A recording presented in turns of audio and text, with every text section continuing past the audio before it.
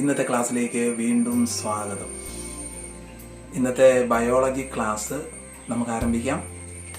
ഞാൻ ഒരു ചെറിയ നറേഷനൂടെ തുടങ്ങാം, ഒരു നറേഷൻ നൽകാം. നിങ്ങൾ സങ്കല്പിക്കുക, ഇമാജിൻ ചെയ്യുക, ഒരു വ്യക്തി നടന്നു പോവുകയായിരുന്നു. തൊട്ടടുത്തേക്കടെ ഒരു പാമ്പ് ദേ പാഞ്ഞു പോകും. എന്തായിരിക്കും? നിങ്ങൾക്ക് ഇതുപോലത്തെ അനുഭവം ഉണ്ടാവും അല്ലേ? ഒരിക്കലെങ്കിലും ഇങ്ങനെ സംഭവം ഒന്ന് പേടിച്ചിട്ടുണ്ടാവാത്ത ആരും തന്നെ ഉണ്ടാവില്ല. എന്ത് മാറ്റമായിരിക്കും നിങ്ങളിൽ നടക്കുക? വേറൊരു ഉദാഹരണം പറയാം. നിങ്ങൾ രാത്രി ഇങ്ങനെ ഒറ്റയ്ക്കാണ് നിങ്ങൾ കിടക്കുന്നത്. രാത്രി ഏതോ ഒരു സമയത്ത് നിങ്ങൾ ഉറക്കത്തിൽ നിന്ന് ഉണർന്നു. അപ്പോൾ നിങ്ങൾക്ക് ഉറക്കം വരുന്നില്ല. നിങ്ങളിങ്ങനെ ചുറ്റുവട്ടത്തുള്ള ശബ്ദമൊക്കെ ശ്രദ്ധിക്കുന്നുണ്ട്. അപ്പോൾ എന്തോ കരിയിലേക്ക് അനങ്ങുന്ന ഒച്ച കേൾക്കുന്നു. അപ്പോൾ എന്തോ ചെങ്ങല വലിക്കുന്ന പോലെ, പട്ടി ചെങ്ങല വലിച്ച് ഓടുന്നതാണ്. ചെങ്ങല വലിക്കുന്ന ഒച്ച കേൾക്കുക. പതുക്കെ പതുക്കെ എന്തായിരിക്കും നിങ്ങൾക്ക് സംഭവിക്കാൻ പോണേ? നിങ്ങളുടെ ഹാർട്ട് സഡനായിട്ട് ഇങ്ങനെ ടക്ക് ടക്ക് ടക്ക് ടക്ക് ഇങ്ങനെ ഇടിക്കാനായിട്ട് ആരംഭിക്കും അല്ലേ? അതുപോലെ നിങ്ങളങ്ങ് വേർത്തുന്നിരിക്കും. ചിലപ്പോൾ നിങ്ങളുടെ ശരീരം വേർത്തു അല്ലേ? പിന്നെ സംഭവിക്കാൻ പോകുന്ന കാര്യം എന്താ? ശ്വാസോച്ഛ്വാസമൊക്കെ ഇങ്ങനെ കാണിക്കാനായിട്ട് തുടങ്ങും സ്പീഡിൽ. പിന്നെ ഒത്തിരി അങ്ങ് കൂടിപ്പോയി ചിലർ പേടിച്ച് മൂത്രം ഒഴിച്ചു പോയി എന്നൊക്കെ കേട്ടില്ലേ? അങ്ങോട്ടേക്കൊക്കെ എത്തും. അപ്പോൾ ഈ ഭയം നമ്മുടെ അകത്ത് വന്നു കഴിഞ്ഞാൽ നമ്മുടെ ശരീരത്തിന് പെട്ടെന്ന് മാറ്റം വരും. ഭയം വരുമ്പോഴും അതുപോലെയാ, ദേഷ്യം വരുമ്പോഴും ഇതൊക്കെ തന്നെയാണ് സംഭവിക്കുക കേട്ടോ. ദേഷ്യം വരുമ്പോഴും ഇതൊക്കെ തന്നെയാണ് നടക്കുന്നത്. ഹാർട്ട് ബീറ്റ് കൂടും, കിതപ്പ് വരും, വിറ വരും, ഷിവറിങ് അല്ലേ? ഇതൊക്കെ തന്നെയാണ് നടക്കുക. അപ്പോൾ നമുക്ക് ദേഷ്യം വരുമ്പോൾ, നമ്മൾ ഭയപ്പെടുമ്പോൾ, അതുപോലെ നമുക്ക് ഉത്കണ്ഠ വരുമ്പോൾ ഇത് സംഭവിക്കാം. ആകാംക്ഷ. ഒരു പാട്ട് പാടാനായിട്ട് നമ്മൾ ചേർന്നിരിക്കുക, മത്സരമാണ്, നെക്സ്റ്റ് പേര് നമ്മുടെയാണ്. അപ്പോൾ നമ്മൾ ചിലവരൊക്കെ, എല്ലാവരും അങ്ങനെയല്ല, ചിലവർ ആ സമയമാകുമ്പോഴത്തേട്ട് അവരുടെ പേര് അടുത്ത നെക്സ്റ്റ് ടേൺ അവരുടെ ആണല്ലോ. പ്രത്യേകിച്ചും പതുക്കെ നെഞ്ചിടിപ്പൊക്കെ കൂടും. അങ്ങനെ സംഭവിക്കുന്നവരൊക്കെ ഉണ്ട്. അപ്പോൾ ഇതൊക്കെ ഭയം വരുമ്പോൾ നമ്മുടെ ശരീരത്തിന് കുറേ മാറ്റങ്ങൾ വന്നത് നിങ്ങൾ കണ്ടല്ലോ. അതേപോലെ തന്നെ ഈ ഭയം മാറിക്കഴിയുമ്പോഴും എല്ലാം പഴയ അവസ്ഥയിലേക്ക് വരികയും ചെയ്യും കണ്ടോ. അപ്പോൾ ചില എമർജൻസി സിറ്റുവേഷൻ നമ്മുടെ ജീവിതത്തിൽ ഉണ്ടാകുമ്പോൾ പെട്ടെന്ന് നമ്മുടെ ബോഡിയിൽ നടക്കുന്ന റിയാക്ഷൻസ്, ലൈഫ് പ്രോസസ്സുകളൊക്കെ ഒന്ന് സ്പീഡപ്പ് ആവും. അത് കഴിഞ്ഞാൽ പ്രശ്നങ്ങൾ മാറിക്കഴിയുമ്പോൾ നമ്മുടെ ബോഡി ആ നോർമൽ കണ്ടീഷനിലേക്ക് വരികയും ചെയ്യും. അപ്പോൾ ഇതിനിടയ്ക്ക് ഈ രണ്ട് കാര്യങ്ങൾക്ക്, ഒന്ന് നമ്മുടെ ബോഡിയിൽ നടന്ന പ്രവർത്തനങ്ങളെയൊക്കെ ഒന്ന് ഇൻക്രീസ് ചെയ്യിപ്പിക്കാൻ, റേറ്റ് ഒന്ന് കൂട്ടാൻ വേണ്ടി ഒരു സിസ്റ്റം വർക്ക് ചെയ്തു. അതുപോലെ ആ എമർജൻസി സിറ്റുവേഷൻ ഓവർകം ചെയ്ത് കഴിഞ്ഞപ്പോൾ അതിൻ്റെ ഓപ്പോസിറ്റ് ആയിട്ട് ഇതിനെയൊക്കെ പഴയ അവസ്ഥയിലേക്ക് കൊണ്ടുവരുവാൻ വേറൊരു സിസ്റ്റം വർക്ക് ചെയ്തു കണ്ടോ. അപ്പോൾ ഈ രണ്ട് സിസ്റ്റങ്ങളിൽ ഒന്നിൻ്റെ പേര് സിമ്പതറ്റിക് സിസ്റ്റം എന്നാണ്, മറ്റേതിൻ്റെ പേര് പാരാസിമ്പതറ്റിക് സിസ്റ്റം എന്നാണ്. അപ്പോൾ ഈ സിസ്റ്റം എങ്ങനെ വർക്ക് ചെയ്യുന്നു എന്നുള്ളതിനെ കുറിച്ചുള്ള കൂടുതൽ കാര്യങ്ങൾ വൈറ്റ് ബോർഡ് ക്ലാസ്സിലൂടെ നിങ്ങൾക്കിപ്പോൾ കാണാം. ഓക്കെ, നമ്മൾ ഹ്യൂമൻ നെർവസ് സിസ്റ്റം, മനുഷ്യൻ്റെ നാഡീവ്യവസ്ഥയെക്കുറിച്ച് നമ്മൾ പഠിച്ചു. ആ ഹ്യൂമൻ നെർവസ് സിസ്റ്റത്തിന് രണ്ട് പാർട്ടായിട്ട് തിരിക്കാൻ പറ്റുമെന്ന് പറഞ്ഞു. അതിനകത്ത് സെൻട്രൽ നെർവസ് സിസ്റ്റം അല്ലെങ്കിൽ കേന്ദ്ര നാഡീവ്യവസ്ഥ, അതിൽ ബ്രെയിൻ ആൻഡ് സ്പൈനൽ കോഡ് ഉണ്ടെന്ന് നമ്മൾ പറഞ്ഞു അല്ലേ? തലച്ചോറ് സുഷ്മന ഉണ്ടെന്ന് പറഞ്ഞു. നെക്സ്റ്റ് പെരിഫറൽ നെർവസ് സിസ്റ്റം ആയിരുന്നു. പെരിഫറൽ നെർവസ് സിസ്റ്റത്തിന്റെ പ്രധാന ഭാഗം എന്ന് പറയുന്നത് നെർവ്സ് ആണ് അല്ലെങ്കിൽ നാഡികളാണ്. അതിൽ ചില നെർവുകളെ ഉപയോഗിച്ച്, എല്ലാ നെർവുകളുമല്ല, ചില നെർവുകളെ യൂസ് ചെയ്തുകൊണ്ട് ഫോം ചെയ്തിരിക്കുന്ന ഈ പെരിഫറൽ നെർവസ് സിസ്റ്റത്തിന്റെ ഒരു ചെറിയ ബ്രാഞ്ചാണ് ഈ ഓട്ടോണമസ് നെർവസ് സിസ്റ്റം. ഈ ഓട്ടോണമസ് നെർവസ് സിസ്റ്റത്തിന്റെ രണ്ട് പാർട്ടുകളാണ്, ഒന്ന് സിമ്പതറ്റിക് നെർവസ് സിസ്റ്റവും മറ്റൊന്ന് പാരാസിമ്പതറ്റിക് സിസ്റ്റവും. അപ്പൊ sympathetic system and parasympathetic system, ഞാൻ പറഞ്ഞല്ലോ, നമ്മുടെ ശരീരത്തിൽ ചില എമർജൻസി കണ്ടീഷൻസ് വരുമ്പോൾ ചില ഓർഗൻസിനെയൊക്കെ സ്പീഡ് കൂട്ടി പ്രവർത്തിപ്പിക്കേണ്ടതുണ്ട്. അതിന് ഒരു സിസ്റ്റം വർക്ക് ചെയ്യുകയാണെങ്കിൽ ആ പ്രവർത്തനം, ആ എമർജൻസി സിറ്റുവേഷൻ അതിജീവിച്ച് കഴിയുമ്പോൾ ആ പ്രവർത്തനങ്ങളെ നോർമൽ അവസ്ഥയിലേക്ക് കൊണ്ടുവരാൻ വേണ്ടി ഉപയോഗിക്കുന്നതാണ് പാരാസിമ്പതറ്റിക് സിസ്റ്റം. നമ്മൾ ആദ്യം പറഞ്ഞതുപോലെ ചില പ്രവർത്തനങ്ങളെ എമർജൻസി കണ്ടീഷനിൽ ചില പ്രവർത്തനങ്ങളുടെ സ്പീഡ് കൂട്ടുന്നത് സിമ്പതറ്റിക് സിസ്റ്റം ആണെങ്കിൽ അതിന്റെ സ്പീഡ് കുറയ്ക്കുന്നത് പാരാസിമ്പതറ്റിക് ആയിരിക്കും. എന്ന് വെച്ചാൽ പ്രശ്നം തീർന്നു കഴിയുമ്പോൾ അത് നോർമൽ അവസ്ഥയിലേക്ക് കൊണ്ടുവരുന്ന പാരാസിമ്പതറ്റിക് ആയിരിക്കും. വേറെ ചില സിറ്റുവേഷൻ വരുമ്പോൾ ചിലപ്പോൾ നമ്മുടെ ശരീരത്തിലെ പ്രവർത്തനങ്ങളുടെ സ്പീഡ് കൂട്ടുന്നത് പാരാസിമ്പതറ്റിക് ആയിരിക്കും. അപ്പൊ അങ്ങനെ വന്നാൽ അത് കഴിഞ്ഞു കഴിയുമ്പോൾ, ആ എമർജൻസി സിറ്റുവേഷൻ കഴിയുമ്പോൾ ആ കൂടിയ പ്രവർത്തനങ്ങളെയൊക്കെ നോർമൽ അവസ്ഥയിലേക്ക് കൊണ്ടുവരുന്നത് സിമ്പതറ്റിക് ആയിരിക്കും. എന്ന് വെച്ചാൽ സിമ്പതറ്റിക് ഏതെല്ലാം പ്രവർത്തനങ്ങളെ ഇൻക്രീസ് ചെയ്യിപ്പിക്കുന്നോ അതിനെയൊക്കെ പാരാസിമ്പതറ്റിക് നോർമൽ അവസ്ഥയിലേക്ക് പിന്നീട് കൊണ്ടുവരും. ഇനി പാരാസിമ്പതറ്റിക് ഏതെല്ലാം പ്രവർത്തനങ്ങളെ വർദ്ധിപ്പിക്കുന്നോ അതിനെല്ലാം ആ എമർജൻസി കണ്ടീഷൻ കഴിഞ്ഞാൽ നോർമൽ അവസ്ഥയിലേക്ക് കൊണ്ടുവരുന്നത് സിമ്പതറ്റിക് ആയിരിക്കും. ഇങ്ങനെ സിമ്പതറ്റിക്കും പാരാസിമ്പതറ്റിക്കും പരസ്പരം ഓപ്പോസിറ്റ് പ്രവർത്തനം. അതുകൊണ്ടാണ് ഈ സിമ്പതറ്റിക്കിന്റെ പാരയാണ് പാരാസിമ്പതറ്റിക് എന്ന് എഴുതിയിരിക്കുന്നത്. പാര എന്ന് പറഞ്ഞാൽ നമുക്ക് മനസ്സിലായല്ലോ, ഒരുവമ്പ ചെയ്യണതിന്റെ ഒക്കെ ഓപ്പോസിറ്റ് ചെയ്യുക, അതാണ് പാര വയ്ക്കുക എന്നൊക്കെ പറഞ്ഞ പാരാസിമ്പതറ്റിക്.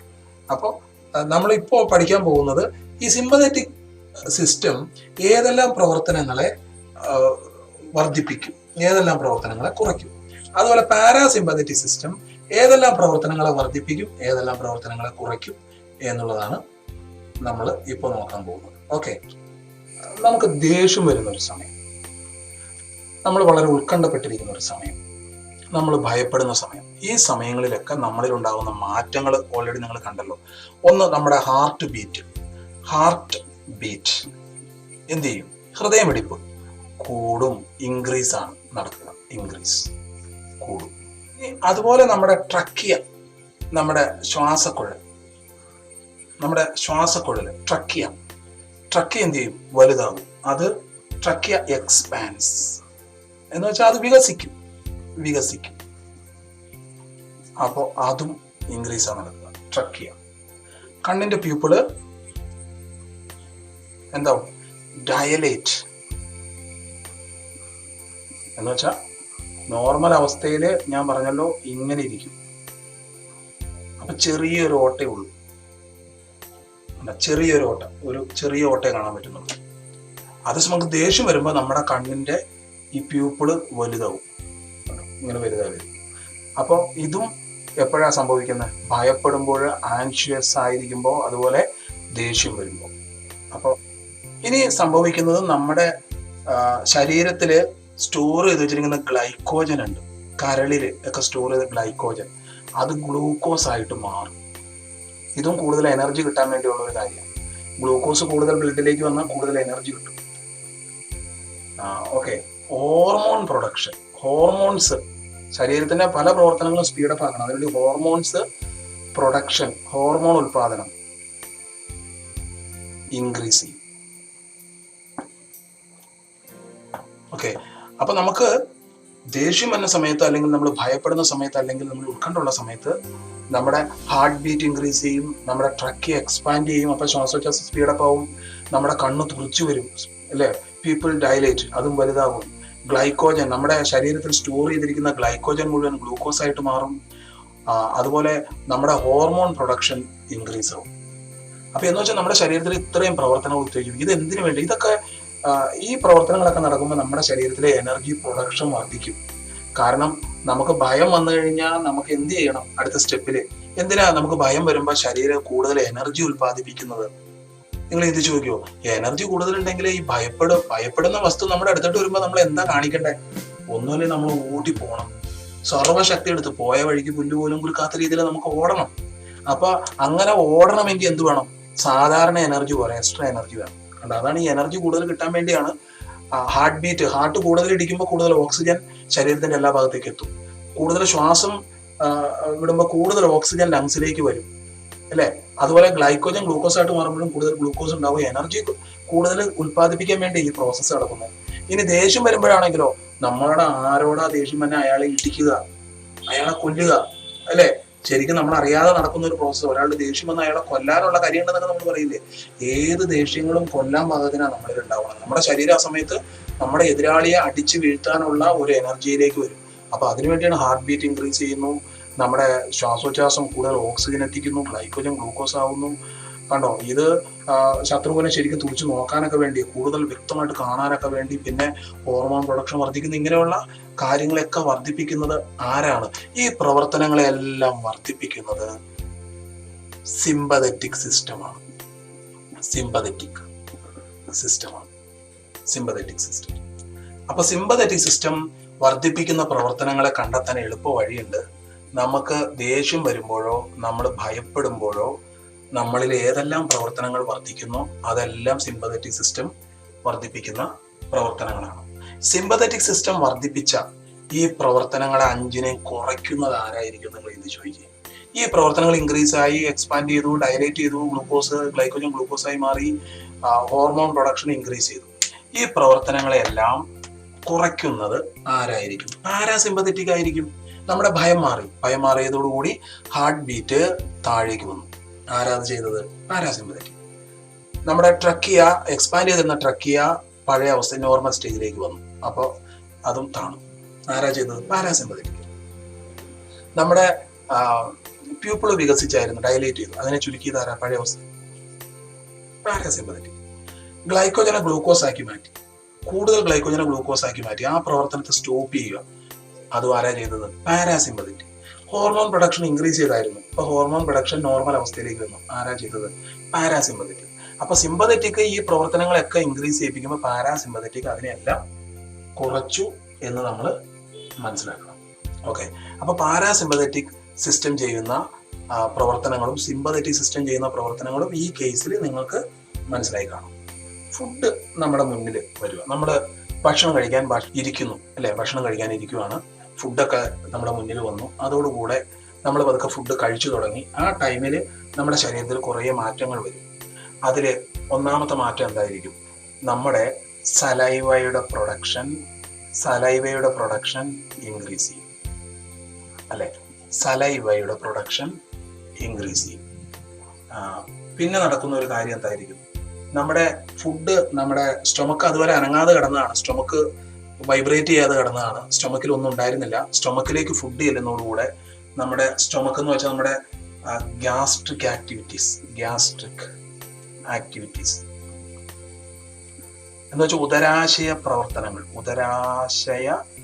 പ്രവർത്തനങ്ങൾ കേട്ടോ, അതും ഫുഡ് ചെല്ലുക. അപ്പൊ ഫുഡിനെ നമുക്കറിയാം, സ്റ്റൊമക്ക് എന്ത് ചെയ്തുകൊണ്ടിരിക്കുക? അതിനെങ്ങനെ മിക്സ് ചെയ്തുകൊണ്ടിരിക്കുക. അപ്പൊ സ്റ്റൊമക്കിന്റെ ഭിത്തി, നമ്മുടെ ആമാശയത്തിന്റെ ഭിത്തി അനങ്ങിക്കൊണ്ടിരിക്കും കേട്ടോ. അപ്പൊ അതുപോലെ കുടലൊക്കെ ഇങ്ങനെ മൂവ് ചെയ്യാൻ തുടങ്ങും, ഫുഡിനെ അതിന്റെ രീതിയിൽ മൂവ് ചെയ്യിപ്പിക്കാൻ വേണ്ടി.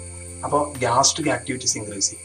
സലൈവ ഇൻക്രീസ് ചെയ്യുന്ന വെച്ചാൽ ഉമിനീരിന്റെ ഉൽപാദനം വർദ്ധിക്കുന്നു, അത് 2 വർദ്ധിച്ചു. അതുപോലെ ഈ ഫുഡിന്റെ ഡൈജഷൻ വഴി ഉണ്ടാവുന്ന സാധനം ഗ്ലൂക്കോസാണ്.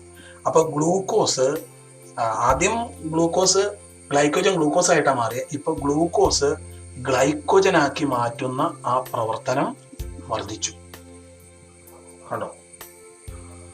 അതുപോലെ തന്നെ പെരിസ്റ്റാൾസിസ് എന്ന് വെച്ചാൽ നമുക്കറിയാം, നമ്മുടെ കുടലിന്റെ ആ മൂവ്മെന്റ്, ഒരു wave movement of our intestine, stomach, oesophagus അല്ലെ, നമ്മുടെ ഭക്ഷണം ഇറങ്ങിപ്പോകുന്ന കുഴലിന് തരംഗ രൂപത്തിൽ ചലിക്കാൻ പറ്റുമെന്ന് നമ്മൾ പഠിച്ചിട്ടുണ്ട്. ആ ചലനമാണ് പെരിസ്റ്റാൾസിസ്.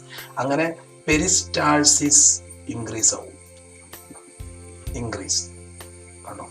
അപ്പോൾ ഈ പ്രവർത്തനങ്ങളെല്ലാം നോക്കിക്കഴിഞ്ഞാൽ നമ്മൾ ഫുഡ് കഴിക്കുന്നതുമായിട്ട് ബന്ധപ്പെട്ടുള്ള പ്രവർത്തനങ്ങളായി ഈ പറയുന്നതൊക്കെ, ഫുഡ് കഴിക്കുന്നതുമായിട്ട് ബന്ധപ്പെട്ട്. അപ്പൊ നമ്മൾ ഫുഡ് കഴിക്കുമ്പോൾ നമ്മളിൽ വർദ്ധിച്ചു വരുന്ന പ്രവർത്തനങ്ങൾ കണ്ടു. ഒന്ന്, സലൈവയുടെ പ്രൊഡക്ഷൻ ഇൻക്രീസ് ആവുന്നു. 2, ഉദരാശയ പ്രവർത്തനങ്ങൾ വർദ്ധിക്കുന്നു, ഗ്യാസ്ട്രിക് ആക്ടിവിറ്റീസ് ഇൻക്രീസ് ചെയ്യുന്നു.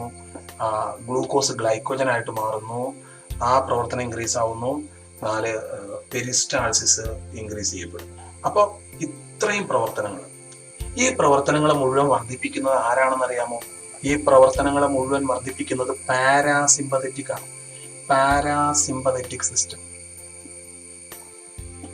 ഓക്കെ, അപ്പൊ ഇതിനകത്ത് ഈ പ്രവർത്തനങ്ങളെ കുറയ്ക്കുന്നത് ആരായിരിക്കും? സിമ്പതറ്റിക്. അപ്പൊ ഫുഡൊക്കെ നമ്മൾ കഴിച്ചു കഴിഞ്ഞ് നമ്മൾ വിശ്രമിക്കുന്ന സമയമാണെങ്കിൽ സലൈവയുടെ പ്രൊഡക്ഷൻ കുറഞ്ഞു, സിമ്പതറ്റിക് ആണ് ചെയ്യുന്നത്. പിന്നെ ഭക്ഷണം കഴിച്ചു കഴിഞ്ഞാൽ ഉടനെ തീരില്ല കേട്ടോ. ഈ ഭക്ഷണമൊക്കെ ദഹിച്ചു കഴിഞ്ഞെങ്കിൽ ഗ്യാസ്ട്രിക് മൂവ്മെന്റ്സ് അല്ലെ, ഉദരാശയ പ്രവർത്തനങ്ങളുടെ റേറ്റ് പഴയ അവസ്ഥയിലേക്ക് നോർമലിലേക്ക് കൊണ്ടുവന്നു. പാരാസിമ്പതറ്റിക്. ഗ്ലൂക്കോസിനെ ഗ്ലൈക്കോജൻ ആക്കുന്ന പ്രവർത്തനത്തെ നോർമൽ അവസ്ഥയിലേക്ക് കൊണ്ടുവന്നു, പാരാസിമ്പതറ്റിക്. സിമ്പതറ്റിക് സിസ്റ്റം, ഇതൊക്കെ സിമ്പതറ്റിക് ആണ്. ദെൻ പെരിസ്റ്റാൾസിസിനെ നോർമൽ അവസ്ഥയിലേക്ക് കൊണ്ടുവന്നു, സിമ്പതറ്റിക് സിസ്റ്റം കണ്ടു. അപ്പോൾ നമുക്ക് മനസ്സിലാക്കാം, സിമ്പതറ്റിക് വർദ്ധിപ്പിക്കുന്ന പ്രവർത്തനങ്ങളെ പാരാസിമ്പതറ്റിക് കുറയ്ക്കുന്നു, പാരാസിമ്പതറ്റിക് വർദ്ധിപ്പിക്കുന്ന പ്രവർത്തനങ്ങളെ സിമ്പതറ്റിക് കുറയ്ക്കുന്നു. ഇനി ഇതിൽ പെടാത്ത ഒരു റിയാക്ഷൻ ഞാൻ നിങ്ങളോട് പറയാം, രണ്ടിലും പെടാത്ത, ഇതുവരെ പറയാത്തൊരു പ്രവർത്തനം പറയാം. ഈ സിസ്റ്റം യൂറിനറി ബ്ലാഡർ കോൺട്രാക്ട് ചെയ്യിപ്പിക്കുന്നു. അപ്പോൾ ഈ പാരാസിമ്പത്തറ്റിക് സിസ്റ്റം ചെയ്യുന്ന ഒരു പ്രവൃത്തിയാണ് യൂറിനറി ബ്ലാഡറിനെ കോൺട്രാക്ട് ചെയ്യിപ്പിക്കുന്നത് കേട്ടോ. അപ്പോൾ സിമ്പത്തറ്റിക് എന്തായിരിക്കും ചെയ്യുന്നത്? അതിനെ നോർമൽ സ്റ്റേറ്റിലേക്ക് കൊണ്ടുവരും സിമ്പത്തറ്റിക്. ഓക്കെ, അപ്പോൾ ഇതിനെ സംബന്ധിക്കുന്ന ഒരു ചാർട്ട് ടെക്സ്റ്റ് ബുക്കിലെ ടേബിൾ 1, 2 നിങ്ങൾ ചെയ്യണം. ഇതുമായിട്ട് ബന്ധപ്പെട്ട് ചിത്രം നോക്കി ടെക്സ്റ്റ് ബുക്കിലെ ടേബിൾ 1, 2 നിങ്ങൾ ഫില്ലപ്പ് ചെയ്യണം. ഓക്കെ, വൈറ്റ് ബോർഡ് ക്ലാസ് എല്ലാവരും ശ്രദ്ധിച്ചല്ലോ. അപ്പോൾ ഓട്ടോണമസ് നെർവസ് സിസ്റ്റം, അതിൻ്റെ 2 ബ്രാഞ്ചാണ് sympathetic system and parasympathetic system അല്ലേ. സിമ്പത്തറ്റിക് സിസ്റ്റം ഇൻക്രീസ് ചെയ്യിപ്പിക്കുന്ന, വർദ്ധിപ്പിക്കുന്ന ഏത് പ്രവർത്തനങ്ങളെയും പാരാസിമ്പത്തറ്റിക് നോർമൽ കണ്ടീഷനിലേക്ക് കൊണ്ടുവരും.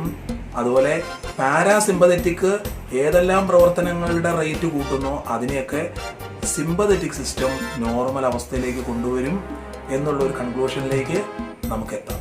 അപ്പോൾ ഈ 2 സിസ്റ്റങ്ങളും പരസ്പരം ഓപ്പോസിറ്റാണ്. ഒരു സിസ്റ്റം ചെയ്യുന്നതിൻ്റെ നേരെ ഓപ്പോസിറ്റാണ് മറ്റേ സിസ്റ്റം ചെയ്യുള്ളൂ.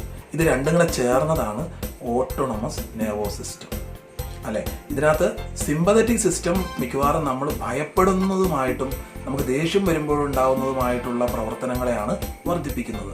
എന്നാൽ പാരാസിമ്പത്തറ്റിക് വർദ്ധിപ്പിക്കുന്നത് ഏത് പ്രവർത്തനങ്ങളെയാണ്? അത് നമ്മൾ ഫുഡൊക്കെ കഴിക്കുമ്പോൾ ഇല്ല, നമ്മുടെ സലൈവയുടെ സെക്രീഷൻ വർദ്ധിപ്പിക്കുക, നമ്മുടെ സ്റ്റൊമക്കിൻ്റെ അകത്തുള്ള പ്രവർത്തനങ്ങൾ കൂട്ടുക, ഭക്ഷണം എളുപ്പം ദഹിപ്പിക്കാൻ വേണ്ടി ഹോർമോൺസ്, എൻസൈംസ് ഒക്കെ കൂടുതലായിട്ട് പ്രൊഡ്യൂസ് ചെയ്യിപ്പിക്കുക. ഇതൊക്കെയാണ് പാരാസിമ്പത്തറ്റിക് സിസ്റ്റം ചെയ്യുന്ന പ്രവർത്തനങ്ങൾ. ഓക്കെ, നമുക്ക് ക്ലാസ് റൂമിലേക്ക് മടങ്ങി പോകാം.